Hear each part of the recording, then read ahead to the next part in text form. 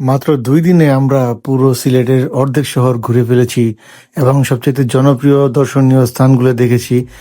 তা আমাদের যাত্রা শুরু হয়েছে খাদিমনগর থেকে। আমরা খাদিমনগর ছিলাম, খাদিমনগর থেকে জঙ্গলের মধ্য দিয়ে, চা বাগানের মধ্য দিয়ে আমরা যাত্রা শুরু করি এবং রাস্তার মধ্যে ভালো একটা চা বাগান দেখে ওখানে আমরা দাঁড়িয়ে যাই, একটু ছবি টবি তুলে নেই, সবাই মিলে একটু ভিডিও করে নেই। তো এই যাত্রার শুরু থেকে আমরা শেষ পর্যন্ত যতটুকু জায়গা ঘুরেছি তা আপনাদেরকে কিছুটা কভারেজ দেওয়ার চেষ্টা করব। তো প্রথমে খাদিমনগর ভিতর দিয়ে গেলাম রাতারগুল দেখতে। রাতারগুলে গিয়ে নৌকা দিয়ে রাতারগুলের ভিতরে ঢুকলাম সবাই। রাতারগুলে ঢুকে দেখি অন্যরকম একটা পরিবেশ। বাহ, খুব সুন্দর একটা পরিবেশ ছিল ওইখানে। আকাশে রোদ ছিল, এই রোদের মাঝখানে গাছের ছায়া, শীতল ছায়ায়, নীল পানিতে নৌকা দিয়ে ঘুরতে খুব ভালো লেগেছিল। তা আমি আবেগ কন্ট্রোল করতে না পেরে শুয়ে পড়লাম নৌকাতে, একদম মন ভরে প্রাকৃতিক দৃশ্যগুলো দেখে নিলাম। তো ডানে বাঁয়ে দেখতেছি সবাই গাছের মধ্যে বানরের মতো ঝুলতেছে।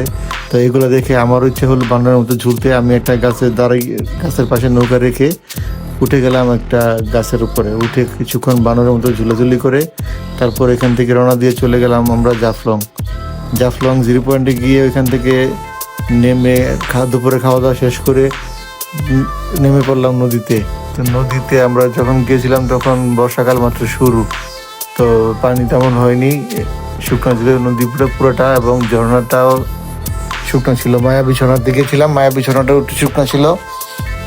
তো ওইখানে গিয়ে যতটুকু পানি ছিল ততটুকু পানিতেই আমরা ভালো আনন্দ করি, শুকনো ঝর্ণাতে অনেক মজা করে। তারপর ওইখান থেকে রওনা দিয়ে আমরা রাস্তায় আর জিরো পয়েন্টে দাঁড়াই নেই।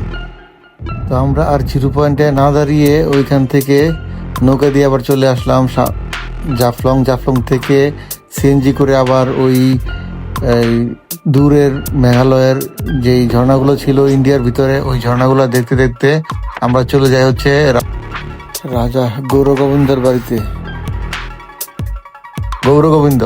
রাজা গৌরগোবিন্দর বাড়িতে, ওই গৌরগোবিন্দের বাড়িতে ঢুকে আমাদের সিএনজি মামা আমাদেরকে গাইড করতেছিলেন এবং পুরো ইতিহাস বলতেছিলেন কি অবস্থা কি হয়েছিল।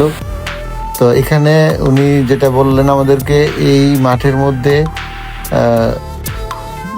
নারীদেরকে এবং পুরুষদেরকে বলি দেওয়া হতো। কিরকম বলি দেওয়া হতো, এবং যারা ইসলাম প্রচার করতো, ইসলামের পক্ষে কথা বলতো, তাদেরকে ধরে এনে এখানে গোসল টোসল করিয়ে বলি দিয়ে এই কুয়োর মধ্যে ফেলে দিত।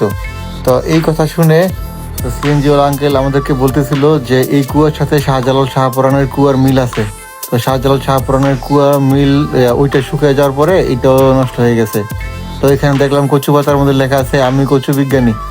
তো যাই হোক, এই গল্প শুনে আবদুল্লাহ খুব ভয় পেয়ে গেছিল। সে আঙ্কেলকে কানে কানে জিজ্ঞেস করতেছিল যে আঙ্কেল, আমরা যদি এখন এখানে ইসলামের কথা বলি তাহলে কি আমাদেরকে মেরে ফেলবে? তা আঙ্কেল বললো যে না, একদম না আঙ্কেল, এগুলো ভয় পেও না, আমরা আছি না সাথে, এরকম আর এখন হবে না। এখন ইসলামেরই জয় বাংলাদেশে, ইসলামের প্রতি এখন কারো এরকম বিদ্বেষ নাই। তো এগুলো দেখে আমাদেরকে পিছনের দিকে নিয়ে গেল, যে রাজা গৌরগোবিন্দের যে রানী ছিল এবং তার দাসী ছিল, ওদেরকে পিছনে এদিকে এনে তার ওই যে পিছনে 7টা দরজা ছিল, এই 7টা দরজা দিয়ে 7জন ঢুকতো বের হতো। তো এই দরজাগুলো বন্ধ করে দেওয়া হয়েছিল, একটা দরজা আছে, এটা দিয়ে রাজা গৌরগোবিন্দ পালিয়ে গিয়েছিল। তো যাই হোক, এটুকুই উনি আমাদেরকে গল্প শোনালেন। গল্প শুনিয়ে এবং আমাদেরকে ইতিহাস শেষ করে নিয়ে গেলেন হচ্ছে রাজা গৌরগোবিন্দের যেই বিল্ডিংটা শাহজালালের আজানের ধ্বনিতে ভেঙে পড়েছিল, সেই বিল্ডিং এর পাশে। এটা হচ্ছে সেই বিল্ডিং। এই বিল্ডিংটা 7 তলা সম উঁচু ছিল, ওই উঁচু বিল্ডিংটাই ভেঙে পড়েছিল। তারপর এটা দেখে আমরা চলে গেলাম আগুন পাহাড় দেখতে। কি আশ্চর্য, আগুন পাহাড় দেখেন, পাহাড়ের মধ্যে আগুন জ্বলতেছে, মাটির মধ্যে আগুন জ্বলতেছে। তো সম্ভবত এটা পাহাড়ের নিচে গ্যাস আছে, ওই গ্যাস থেকে একটু একটু করে গ্যাস উঠতেছে এবং ওইটার মধ্যে আগুন জ্বলতেছে, এরকম অবস্থা হয়তো বা হতে পারে আমাদের ধারণা। এরপর আগুন পাহাড় দেখে চলে গেলাম পরের দিন সকালে আমরা সাদা পাথর যাওয়ার পথে। তো আমি পুরো মুগ্ধ, কারণ সাদা পাথর যাওয়ার পথে নৌকাতে উঠলে যেই নদীটা পার হয়, ওই নদীটাতে উঠলে মনে হয় যেন এটা বাংলার বুকে এক টুকরো কাশ্মীর। একটু খেয়াল করে দেখেন, ছাউনিওয়ালা নৌকাগুলো এই নীল পানিতে দাপিয়ে বেড়াচ্ছে এবং দূরে দেখা যাচ্ছে পাহাড়ের মধ্যে মেঘ ঘেঁষে ঘেঁষে উড়ে বেড়াচ্ছে। এই দৃশ্য দেখে মন একদম শান্ত হয়ে গেল।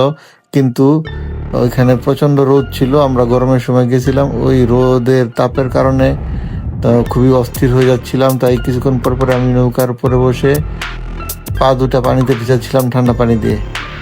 তো এইখান থেকে যখন আমরা সাদা পাথরের পাড়ে যাই, ওইখানে গিয়েই রোদের তাপে একদম অস্থির হয়ে যাচ্ছিলাম। নিচে পাথর, উপরে রোদের তাপ। তো এই রোদের তাপ সইতে না পেরে আমরা পানির মধ্যে যখন পা দিই, দেখি পানি একদম ঠান্ডা। তো এই ঠান্ডা পানিতে বসে থাকতে খুবই অস্থির লাগতেছিল, মানে ইচ্ছে করছিল যে গা ভিজিয়ে দেই। তো এক পর্যায়ে আমি এই পানিতে একদম শুয়ে পড়লাম।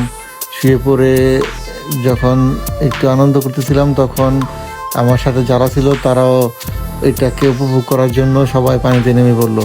তো এই ঝর্ণার স্রোতের পানি একদম কোমল একটা অনুভূতি দিচ্ছিল। সবাই মিলে এইখানে পানিতে নেমে এই স্রোতের মধ্যে অনেকক্ষণ ডুবাডুবি করলাম, বাচ্চাদেরকে অনেক আনন্দ দিলাম, সবাই মিলে একটু ভালো সময় কাটিয়ে। তারপর আমরা যখন পানিতে উঠতেছিলাম, তখন দেখি একজন আগেরা কোনো কাজ না পাইয়া বসে বসে পাথর গোসল করাচ্ছে। একটা একটা করে পাথর হাতে নিচ্ছে, এটাকে আবার ফেলে দিচ্ছে। তো যাই হোক, এখানে অনেকক্ষণ ভালো সময় কাটিয়ে আমরা আবার রওনা দিয়ে দিলাম হোটেলের উদ্দেশ্যে, সিলেট শহরে। তো যাইতে পথে আমরা রোদের তাপ আবার সইতে না পেরে মাথায় গামছা দিয়ে হাঁটা শুরু করি। তো এখান থেকে যাওয়ার পথে আবার এই নীল পানিতে নৌকাতে বসে একটু দুষ্টুমি করে নিলাম সবাই মিলে, পানিতে হাত পা ভিজিয়ে একটু সময় কাটিয়ে খুব ভালো লাগলো। এখান থেকে আমরা যখন হোটেলে ফিরলাম, তখন সন্ধ্যা হয়ে যায়। আমরা পরের দিন শুধু সিলেট শহরটা ঘুরলাম এবং শাহজালাল, শাহপরান সকল মাজার দেখলাম। দেখে পাঞ্চি হোটেলে খাওয়া দাওয়া করলাম। খাওয়া দাওয়া শেষে বাসে করে আবার চলে আসলাম নরসিংদী। ভিডিওটি কেমন লাগলো শেয়ার করবেন, সাবস্ক্রাইব করবেন এবং পাশে থাকবেন। আল্লাহ হাফেজ।